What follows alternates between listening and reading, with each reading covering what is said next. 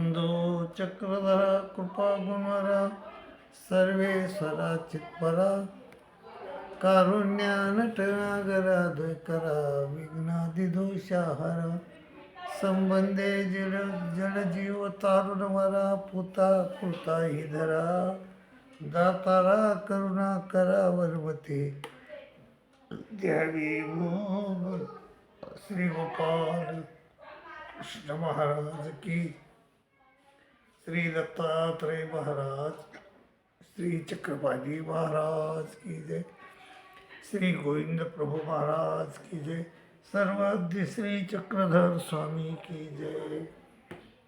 Bye बाबू, सरळा नावाचं गाव अहमदनगर जिल्ह्यात आहे. त्या सरळ्या गावी एक विद्वान ब्राह्मण राहत होता. त्याचं नाव माईन भट्ट होतं. त्याचे सासरे गणपतापय हे त्यांचे गुरु होते, मामा होते आणि सासरे होते. असा त्यांचा संबंध होता. त्यांच्याकडून त्यांनी शास्त्र अवगत केलं होतं आणि अतिशय विद्वान होते. गंगातीरीच्या कोण्याही विद्वानाला ते हार जात नसत. मग एक दिवशी गणपत अपयव त्याला म्हणाले की बाबा, डोमेग्रामला एक संत पुरुष आलेत, साधू पुरुष आलेत, त्यांचं नाव चांगदेवराव आहे. त्यांच्या तू भेटीला जाय आणि त्यांच्या भेटीमध्ये जी चर्चा होईल तर तुझ्या विद्येचं म्हणजे फायदा होईल, तू घेतलेल्या ज्या ज्ञानाचा फायदा होईल. मग त्यानं ठरवलं श्री चक्रधर स्वामी महाराज उर्फ चांगदेवराव महाराजाला डोमेग्राम येथे भेटीला जाण्याचं. आणि प्रत्यक्षात ते आले एक दिवशी भेटीला. नमस्कार न करताच बसले, कायापर्यंत केला फक्त आणि बसले. आणि मग काय विसरायचं ते विसरून गेले. मग स्वामीच त्याला म्हणाले, स्वामीनेच सुरू केलं. म्हणले, अत्यंत संस्कृतीचे दोहे अशी काही प्रतीती आहे का? म्हणजे अनादेव म्हणजे आपलं कल्याण होईल अशी काही गोष्ट सांगा. ते म्हणले, आजपर्यंत काय केलं तुम्ही? मग माईभट म्हणले, आजपर्यंत तुम्ही काय केलं? ही एवढं जर गोष्ट तुम्हाला माहीत नाही तर आजपर्यंत काय केलं? ते म्हणले, मग सांगा तुम्ही. ते म्हणले, साधी गोष्ट आहे म्हणे, कर्म कीजे. कर्माचं शुद्ध अंतकरण होय, शुद्ध अंतकरणे ज्ञान होय, ज्ञानोदय मोक्ष होय. सर्वज्ञ म्हणले, हे सगळं खोटं आहे, बरोबर नाही, चूक आहे. तुम्ही म्हणता एक चूक आहे. 4 प्रकारचे कर्म आहेत, नित्य नैमित्तिक, काम्य आणि निषिद्ध. नित्य नैमित्तिक कर्म एकेका सटवाटी गेली, काम्य ते फळास आले आणि नित्य काम्य निषेध ते निराश गेले. मग तुमच्यावर कोणचं कर्म राहिलं आणि कोण्या कर्मानं तुमचं अंतकरण शुद्ध होईल आणि ज्ञान होईल आणि तुम्हाला मोक्ष होईल? माईन भट्टानं विचार केला, खरंच हे सांगतात हे बरोबर आहे. मग त्यांनी त्यांची चक्रधर स्वामी महाराजाशी अनेक प्रकारे वाद घातला. मराठीतून बोलले, संस्कृतमध्ये बोलले, परंतु स्वामी पुढं त्यांना हार खावा लागली शेवटी. आणि मग त्यांना पहिल्याच भेटीत बोध झाला, मी आणि जीव आहे आणि हे परमेश्वर आहे असा बोध झाला. आणि मग बोध झाल्यानंतर त्यांनी नतमस्तक झाले आणि म्हणले, मग आम्ही कोण्या परमेश्वराचं चिंतन करावं? स्वामींनी त्यांना काय सांगितले, पूर्वी सांगितले. ते म्हणले, सृष्टीमध्ये कवने करणे मुक्ती देणं एके परमेश्वर होईन, तोच परमेश्वर निर्वेव निराकार असे, परिकृपावशे सावयव साकार होय, अवतरे आपले सन्निधान दे ते दाशी म्हणजे, असं स्वामी त्यांना म्हणाले. आणि त्यांना सांगितलं की परमेश्वर हा निर्वेव निराकार असतो. निर्वेव निराकार असे, परिकृपा नावाचा गुण आहे परमेश्वराचा. सौंदर्य लावणे, अवधार्य सौभाग्य, दयामाया, कृपा करुणा, कृपा नावाचा गुण आहे आणि त्या कृपा गुणामुळं परमेश्वर अवतरतात, आपल्याला संविधान देतात आणि ते नाश केलं तर ते मोचक आहे असं सर्वज्ञांनी त्यांना सांगितलं. आणि ते म्हणले मग कोणते परमेश्वर अवतरले? मग त्यांनी सांगितलं जसे द्वापारी श्रीकृष्ण चक्रवर्ती, जसे सह्याद्री श्री दत्तात्रय प्रभू, जसे द्वारावती श्री चांगदेवराव, जसे रुद्रपुरी श्री गुंडराव, जसे प्रतिष्ठाने श्री चांगदेव. मग ह्या परमेश्वराची प्राप्ती आपल्याला कशाने होईल?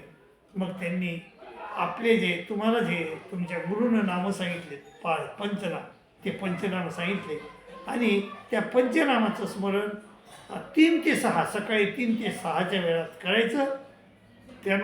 त्यानं परमेश्वराची प्राप्ती होते. म्हणजे पंचगुण नामे त्रिकाळ आठवावी आणि 5वे ते निरंतर स्मरावे असं स्वामीने त्याला सांगितलं. आणि मग सांगितल्यानंतर मग त्या सारण पंडिताला हे ते मायनभट्ट आनंदून गेले आणि त्यांना बोध झाला. आणि मग मायबाबा अशा प्रकारे आपल्याला परमेश्वरानं पूर्वी प्रकरण सांगितलं आणि मग पुन्हा सांगितलं की त्यांनी सांगितलं मायभट्टाला की 4 नित्यपदार्थ असतात या सृष्टीमध्ये, जीव, देवता, प्रपंच आणि परमेश्वर. आणि ह्या जीवाजवळ कोणतीही स्मृती नाही. प्रपंच तो जड आहे, त्याजवळ तर कोणती स्मृती नाही, जीवाजवळही कोणती स्मृती नाही. परंतु देवता आणि परमेश्वर यांच्याजवळ 5 प्रकार असतात. ज्ञान, सुख, सामर्थ्य, ऐश्वर्य आणि प्रकाश असे 5 प्रकार असतात. आणि देवतेजवळ बी असतात ते 5 प्रकार आणि परमेश्वराजवळ बी असतात. तर परमेश्वराजवळ ते स्वरूपिक आणि सामर्थ्य रूप असतात आणि देवतेजवळ ते फक्त सामर्थ्य रूप असतं असं त्यांनी सांगितलं. आणि त्यांनी सांगितलं की लोकांना, आज्ञाजनांना असं वाटतंय की मग देवता बी परमेश्वर आहेत, कारण त्यांच्याजवळ बी परमेश्वर 5 प्रकार आहेत आणि परमेश्वर बी परमेश्वर आहेत, कारण त्यांच्याजवळ देखील 5 प्रकार आहेत. परंतु असं नाही, देवता ह्या परमेश्वर नाही. कारण देवताचे 9 थवे आहेत. एकूण 81,6,10,00,000 देवता आहेत, त्यांचे 9 थवे आहेत. कर्मभूमी, अष्टदेवनी, अंतराळ, स्वर्ग, सत्यकाय, श्रीकुंड, श्रीरामदी, अष्टभैरव, विश्वरूप आणि चैतन्य. कर्मभूमीमध्ये 13 कोटी देवता आहेत, अष्टदेवनीमध्ये 13 कोटी देवता आहेत, अंतराळमध्ये 13 कोटी देवता आहेत, स्वर्गात 33 कोटी देवता आहेत, सत्यकाय श्रीकुंडमध्ये 9 कोटी देवता आहेत आणि श्रीरामदीमध्ये 1,15,00,000 देवता आहेत. अष्टभैरवामध्ये 8 येतात, विश्वरूप एकच देवता आहे आणि चैतन्यनं एकच देवता आहे. अशा 81,6,10,00,000 देवता आहेत. आणि ह्या देवता आहेत, परंतु त्या परमेश्वर नाहीत. म्हणून त्यांनी आपल्याला अन्यवृत्ती प्रकरण सांगितलं. कारण त्यांनी सांगितलं देवतेची व्यावृत्ती केली. ते म्हणले काय व्यावृत्ती केली?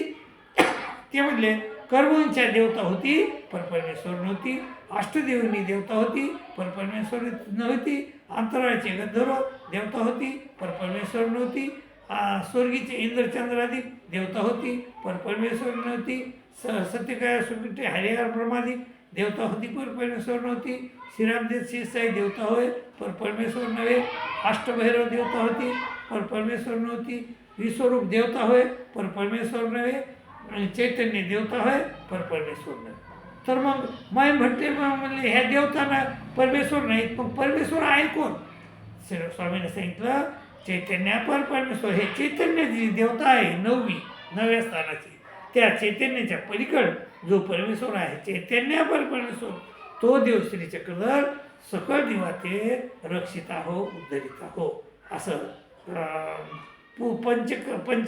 पंचकृष्ण पूर्वी पंचकृष्ण, पंचनाम आणि अन्यवृत्ती असे 4 याचं ज्ञान भगवान श्री चक्रधर स्वामी महाराजांनं माहीमभट्टाला म्हणजे त्या डोमे ग्रामाचं सांगितलं मायबाबा.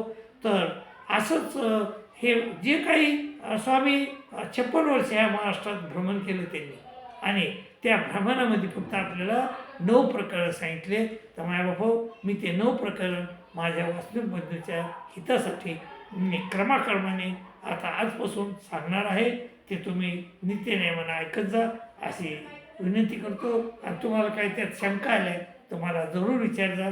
माझ्या अल्पमतीप्रमाणे मी त्याचा निरसन करण्याचा प्रयत्न जरूर केला जाईल. तरी जरूर विचार जा माझ्या हो आणि तुमची शंका समाधान करून घ्यायचं अशी मी तुम्हाला नम्र विनंती करतो आणि तुमची रजा घेतो. दंडोत प्रणाम, दंडोत प्रणाम, दंडोत.